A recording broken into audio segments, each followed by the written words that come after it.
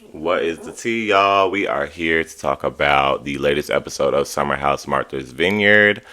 Basically, we start off and they're just back on this Nick thing, which really did gag me. The fact that Nick has a girlfriend. I was very eager to see his girlfriend, and I'm glad that they did show like pictures of her. However, when they got to the point where they were like eating at the table outside, like they ordered food and they were all having like a meal. Why did it feel like everybody was so like timid around bringing it up? Like maybe because Nick does seem like he's a nice guy. It seems like everybody gets along with Nick in the house, but it just felt like nobody was prepared to be like, "What's going on?" Except for Jordan. Like because even when Jasmine brought it up to Nick and she was just like, "Well, I'm confused." It did feel like they were talking in code. So even as I'm watching the episode, I'm like, what are they talking about? Like as my mind is going, what are we even talking about right now? Jordan jumps in and says, what are we even talking about right now? And Nick's like, well, we're talking about like me being friendly. And then Jasmine's like, well, I was talking about the fact that you were interested in Shanice. So, girl, like, what bothered me about this was everybody in that house seems to be very opinionated. No matter how outspoken they are, they seem to be very opinionated. They seem to be very intelligent. And everybody seems to have an opinion about the fact that Nick has a girlfriend but has been in every woman's DMs in that house because they're saying it in the confessionals. But when they get in front of Nick, there was no dialogue to be had. So I thought that that was weird. I like that Jordan tried, but it seems like once Nick was kind of like stuttering and not really pulling the pieces together, everybody could tell that he was stuttering and not pulling the pieces together and was giving us a lot of bullshit, but nobody was pushing back. And I wish that we had been able to do that. His frat brother Alex can't even tell you how serious the relationship is, and he was allegedly at Jasmine's house calling Shanice his wife. If we're going to talk about it and there's going to be so much emphasis on it, I don't understand why bring it to the attention of Nick. And then once Nick is clearly not giving straightforward answers, great guy, but giving us the bull. I'm not understanding why there wasn't any pushback. So that was a big letdown for me, and it happened at the beginning of the episode. So after that, I was kind of like, because we did all that build up for what? We also get some news that Jasmine's friends, Summer and Jason, are going to be coming. Summer was cool. I didn't really get into her much, but she was really pretty. Yeah. And Jason, he kind of seemed like he was not living for the group almost. Like, I think when he came in, it wasn't necessarily what he expected. Everybody was kind of like lit. And I think that everybody is kind of settling in. I think the timestamp said we were on day 7 of 15.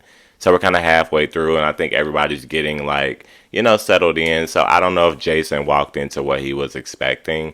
But he didn't really seem like he was vibing, but we'll see what happens with him. Shanice had left for the week and she'll be back for the following weekend. She started a new job, I guess. So she left. I haven't really gotten much from Shanice either. So I really don't have too much to say about that. There was a moment in the kitchen where Amir did get emotional with Bria and Preston. I thought that that was nice because it does show his personality. However, I don't really know what it was rooted in. I don't know that I really got the context behind it that I needed to understand where it was coming from. But I'm glad that they were able to have that dialogue, and I hope that maybe we can get some more about it later. But it felt, I don't know, it wasn't fully developed. The key thing about this episode, obviously, was this issue between Bria, Jasmine, and Silas. I wish that production had done a better job of showing a flashback to the bowling alley when Bria initially brought up the fact that her boyfriend was going to come for a week. Because if you watched my other review, after I watched that, I said myself, I'm like, I think that that's a bit much because they're there for 15 days, and I think for her boyfriend to be there for a long time is a lot. It really is. Like, it just doesn't make sense to me. But and however, and to my surprise, when she brought it up to Jasmine and Silas at the bowling alley, they said that it was all right. And that shocked me. And I said that in my review. So now we have them backtracking on it and saying, well, no, that's too long. There was some weird kind of slid in comparison to Phil being in the house because Phil was a friend of Bria, which also didn't feel fully developed, right? Like they kind of threw it in there like, well, you see what happened with Phil, but that's completely unrelated. And Bria said that like, well, my man is not Phil. Like that has nothing to do with it. And it felt like to me the conversation was going further than it needed to go. I feel like all Bria needed to say was, y'all told me that he could come and he could stay for a week. Fast forward to production showing the video of Jasmine and Silas telling her that it was okay that her boyfriend came for a week. I think that it could have been done there. I'm not understanding why there was so much conversation around it and so much unnecessary conversation around it. I think that 1 + 1 = 2 there, and I think that they could have got through that pretty quickly. So that did upset me with production. That did upset me with Jasmine and Silas because they didn't rebut the fact that they had told her that he could come. So I wasn't getting any context as to how the opinion changed, and I don't think Bria was either, because even when she had another, this is probably her seventh conversation with Silas at this point, she's like, "What is the issue with him coming? Because I'm not understanding. You're not giving me anything."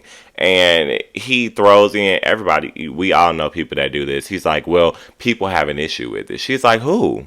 Who has an issue with it? Because we haven't heard anybody say that they have an issue but him. And maybe that's not a Silas thing. Maybe again it is a production thing because maybe people have said that they have an issue with it, but we haven't seen it. So I haven't seen anybody say that. And that brings me to the conversation about race. That was so frustrating in so many different ways. I think because it wasn't developed enough. I don't know if it was articulated enough because I don't know how well the conversation with that conversation between Silas and Bria was skipped and chopped and screwed around so much that there really just wasn't enough context. Like I don't understand. I never heard from Silas why Bria's boyfriend couldn't come and stay for a week, and I never really got there. Now again, I feel like a week is too long, but that's not something you can just come out and just say after you've already agreed. You can't agree that he can come for a week and then be like, oh, well, girl, he can't come because we thought about it and that's too long. Like, no, you didn't say it in the first place. So I need a little bit more than that. But then you can't turn around and say, oh, well, he can't come because it's too long and other people have a problem with it. Well, point them out. Say their name. Say their name. Like, let's have a conversation about it. Oh, you're not going to do that either. Okay. So I think that's part of what led Bria to deduce, like, okay, well, is this a race thing? Because at the end of the day, is it that this is a house full of black people and y'all feel weird about having this white man in this house for 7 days? Is that what's making everybody uncomfortable? Like, let me know that. That's how I read what she was trying to say, even though Silas got upset, rightfully so. That is a hard accusation to hear, especially on national TV. But I think that he kind of blew it out of proportion. He's like, well, you're trying to call me a racist, and nobody had ever said that.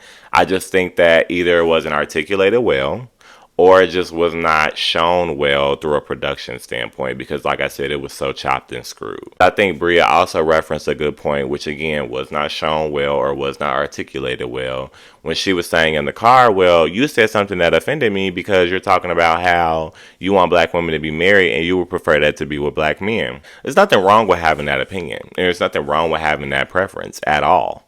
At all. But you have to be mindful and you have to read the room because if you're in a car with somebody who's in a relationship with a white man, a black woman in the car that's in a relationship with a white man, I don't know that I will be like, my preference is for black women to marry black men. That's just not something that I would say. Like, let's just read the room, obviously. So I don't think that is an issue, that she had an issue with that. I don't know necessarily that she vocalized it well, or maybe if she did, they didn't show it well. I keep saying that because I don't know, but obviously there was a disconnect there.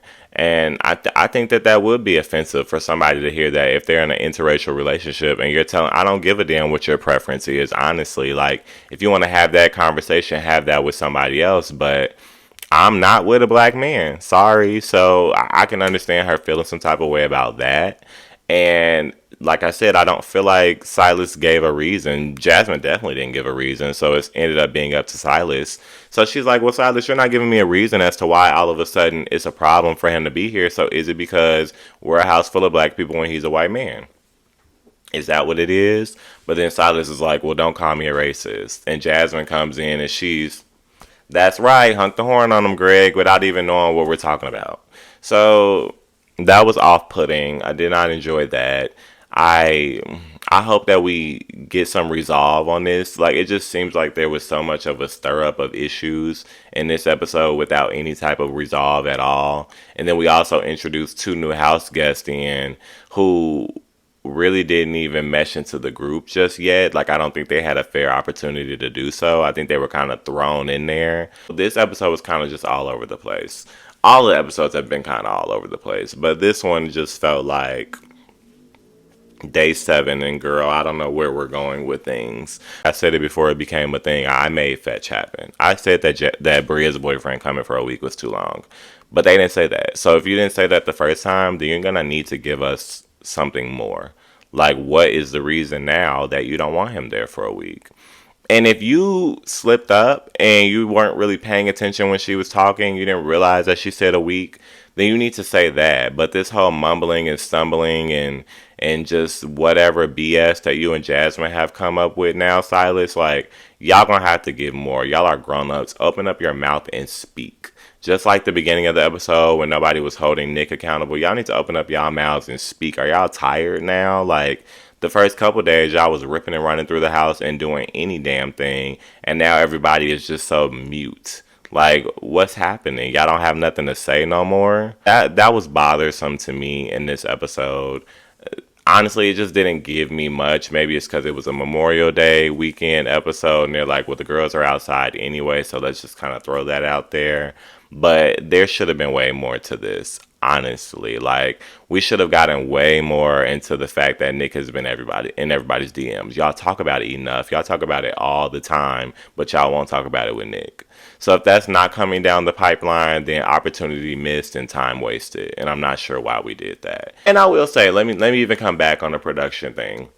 When they were doing the interviews, they did talk to Jasmine and say, well, y'all did agree that he could come. And the Jasmine was like, no, we didn't say that. Like, Bria always on some other stuff. Like, we didn't say that. And then it just kind of felt like it was left there. So I'll give a point a little bit to Gryffindor, but then it's just like, but no. Like, the job was not completed. Like, I don't know. It just felt like chaos for the sake of having chaos this episode. And poor Summer and poor Jason, honey. What are they even here for? To play beer pong and have a toga party? I guess. Cool. Y'all ain't missed nothing if you didn't see it. But thank you guys for coming here. Comment down, like, and subscribe, and we will be back for the next one. I hope that we can touch on some more important topics.